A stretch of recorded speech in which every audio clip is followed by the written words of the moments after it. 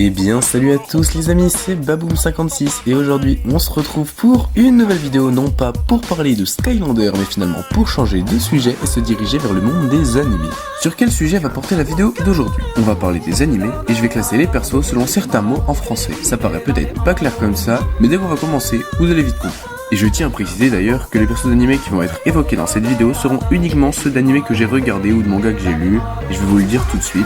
J'ai regardé My Hero Academia, Naruto, Demon Slayer, Monster, Jujutsu Kaisen, Death Note, Jojo, SNK, Hunter x Hunter, Tokyo Ghoul et Parasite. Mais avant que cette vidéo commence, je rappelle que vous pouvez vous abonner, liker, mettre la cloche et mettre un commentaire si vous n'êtes pas d'accord avec certains propos que je vais dire. Et petit disclaimer, je pense que vous l'avez compris, mais cette vidéo va contenir du spoil. Et trêve de bavardage, et c'est parti pour vous présenter les persos d'animé et à quel mot en français ils correspondent.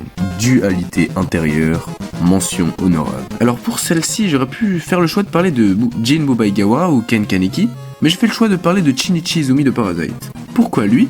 Au début, quand il s'est fait infecter par le parasite, c'était encore un humain, mais quand il a été tué par sa mère, Miguel lui a donné ses cellules, et c'est là que sa remise en question a commencé. Il n'était même plus capable de pleurer dans les pires situations, que ce soit avec son père, sa copine, mais ne faisait aussi plus aucune preuve de sentiment.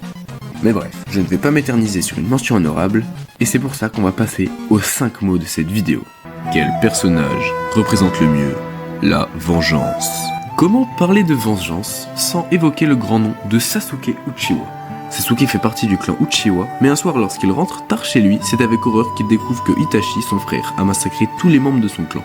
Après ce tragique événement, Sasuke va renier toute relation amicale et va s'entraîner sans relâche dans le seul but de se venger un jour d'Itachi. Mais malheureusement, quand il se sera vengé et aura tué Itachi, il se rendra compte que tout ça n'était qu'une illusion et qu'il s'est fait avoir. Dans le même style, on peut aussi parler de Kurapika dans Hunter x Hunter, qui a une histoire qui ressemble étrangement à celle de Sasuke. Un clan aux yeux rouges qui se fait massacrer, il est le seul survivant et veut se venger. C'est quand même une histoire assez similaire. Mais ce que j'aime chez Kurapika, c'est que même s'il veut se venger, il garde quand même de relations et solides amitiés avec Gon, Leolio, Killua, donc il n'est pas obsédé à temps plein, même s'il met sa vie en jeu à travers son pouvoir pour réussir son objectif. Mais pour moi, ces deux personnages ne sont pas assez développés. Pour moi, le personnage qui représente le mieux la vengeance, c'est le vilain le plus emblématique de tout My Hero Academia, je veux bien sûr parler de Tomura Shigaraki.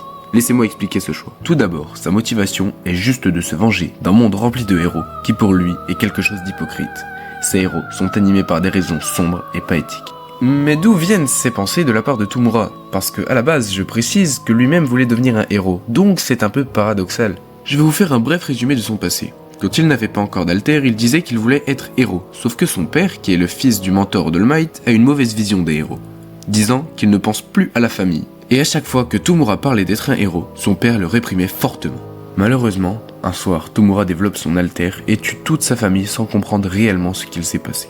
Par la suite, All for One l'a adopté et l'a manipulé pour en faire son prédécesseur, en se servant de lui et de sa rage pour les héros.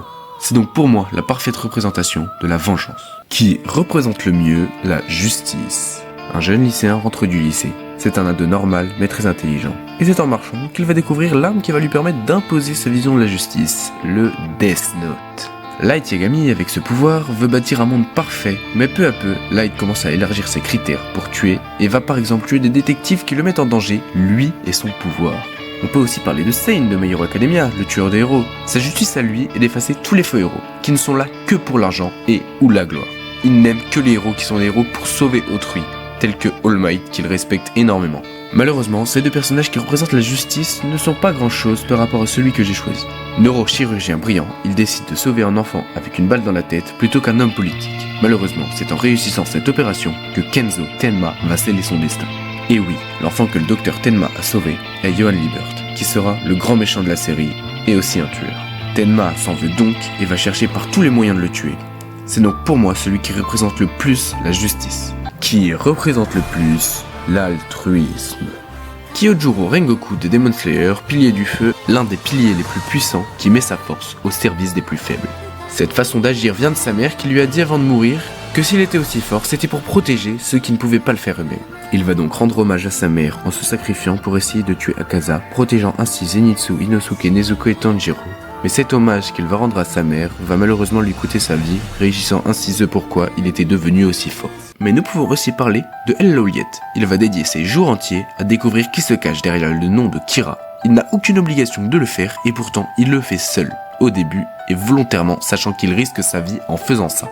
On peut le qualifier d'altruiste car il fait ça pour la population et non pour lui à proprement parler. Cependant, elle n'est rien par rapport au héros qui sauve des vies tout en montrant son sourire avec fierté. Je veux bien sûr parler du symbole de la paix, All Might. Il a dédié sa vie aux autres en risquant la sienne, a combattu All for One à 2 reprises avec Alter et a perdu de grosses capacités dans chaque combat avec lui, a offert à un jeune sans Alter la capacité de sauver des vies à son tour, a servi d'exemple pour bon nombre d'apprentis héros, a combattu un Brainless pour sauver la seconde A en allant au-delà des limites, a retenu All for One quand il n'avait plus d'Alter.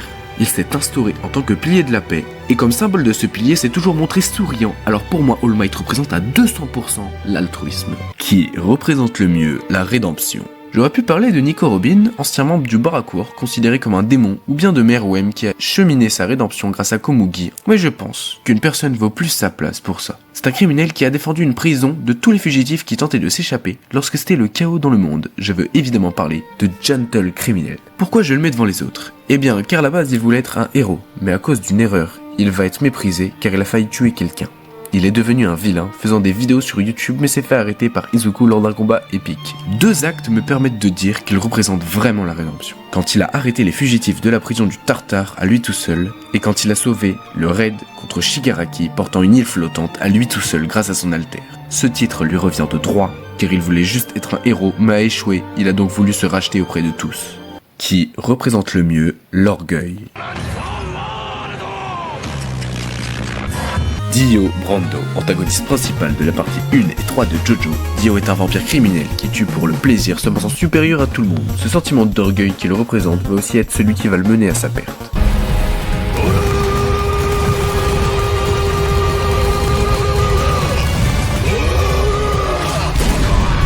Dans le style de Dio, je peux aussi parler de Sukuna, mais pour moi ce serait un affront de le mettre en premier, car pour moi, Kibutsuji Muzan représente beaucoup plus l'orgueil.